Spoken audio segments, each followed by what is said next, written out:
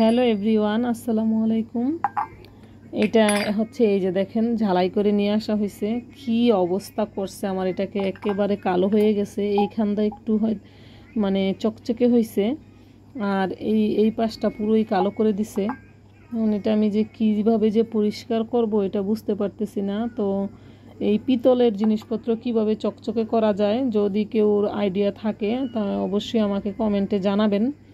এই জিনিসটা আমার কাছে অনেক মূল্যবান, কারণটা বলি। এই জিনিসটা আজ থেকে কত বছর হবে, মানে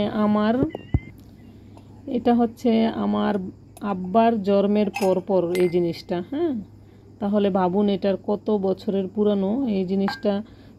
মানে আপনাদেরকে গল্পটা বলি। আমার বাবার যখন জন্ম হয়েছে তারপরে নাকি এটা আমার দাদা কিনে নিয়ে আসছিল, এনে এটা দিয়ে হচ্ছে দুধ খাওয়াইছে আমার বাবাকে, গরুর দুধ সম্ভবত। আমার দাদির কাছ থেকে এই গল্পটা আমার শোনা। আমি ছোটোবেলায় এই গল্পটা শুনছি, আর এই জিনিসটা আমার দাদির কাছে ছিল। তো এই জিনিসটা হচ্ছে মানে তখন হয়তো বা এটা ফিটারের মতো আর কি একটা, তখন তো আগের দিনের মনে হয় ফিটার ছিল না নাকি আমি জানি না, হয়তো এখানে কোনো বার্ড টাইপের কিছু লাগে, তারপর হয়তো বা খাওয়াইছে দুধ। তো এই জিনিসটা তখন আমি ছোটোবেলায় গল্পটা শুনে আমার কাছে মানে খুবই ভালো লাগতো। মানে আমার দাদি এই গল্পটা আমাকে দাদা দাদির কাছে শুনছিলাম। এই এই এই জিনিসটা দিয়ে হচ্ছে আমার বাবাকে দুধ খাওয়াইছে। দেখেন কতটা ইউনিক আমার কাছে, এত বছর আগের, তারপরেও আমার কাছে মনে হচ্ছে কি সুন্দর জিনিসটা। তা এইটা হচ্ছে আমার দাদির কাছে ছিল। তো আমার বিয়ের পরে হচ্ছে আমি যখন বাড়িতে বেড়াইতে যাইতাম, তখন হচ্ছে তখন আমার দাদির কাছেই ছিল এটা। তখন আমার দাদি যখন অসুস্থ হয়ে যায়, হ্যাঁ, তখন হচ্ছে একবার আমি দাদির কাছে গিয়ে চাইছিলাম এই জিনিসটা। তখন চিন্তা হয়েছিল যদি দাদি তো অসুস্থ, মারা গেলে তখন হচ্ছে এটা দাদির ট্রাঙ্কের ভিতরে সব সময় রেখে দিত দাদি এই জিনিসটাকে। তা আমারে প্রায় আমি খালি চাইতাম, তখন আমাকে দেখাইতো, এটা চাইলে তখন দেখাইতো নামায়া নামায়া।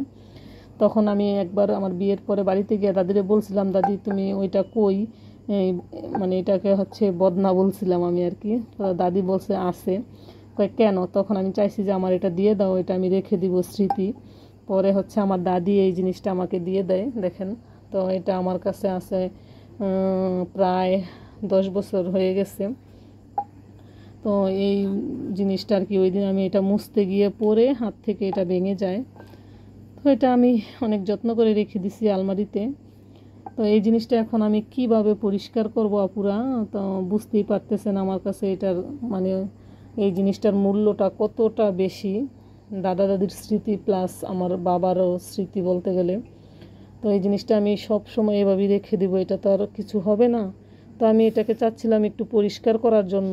তো কিভাবে করব এটাতে অনেকে বলছিল, আমি কয়েকজনকে জিজ্ঞেস করছিলাম আমাদের বাসায়। তো বলছিল যে বালি দিয়ে পরিষ্কার করার কথা, তেঁতুল পাতা দিয়ে কি ডললে নাকি পরিষ্কার হয়। আমি অনেক চেষ্টা করছি, আসলে আমি পারি নাই। তো যদি আপনারা কেউ জেনে থাকেন পিতলের কাঁসার এইসব জিনিসপত্র কিভাবে পরিষ্কার করা হয়, আমাকে অবশ্যই কমেন্টে জানাবেন, উপকৃত হব। তো সবাই ভালো থাকবেন, সুস্থ থাকবেন, আমাদের জন্য দোয়া করবেন। আপনাদের জন্য রইল দোয়া। আসসালামু আলাইকুম, আল্লাহ হাফেজ।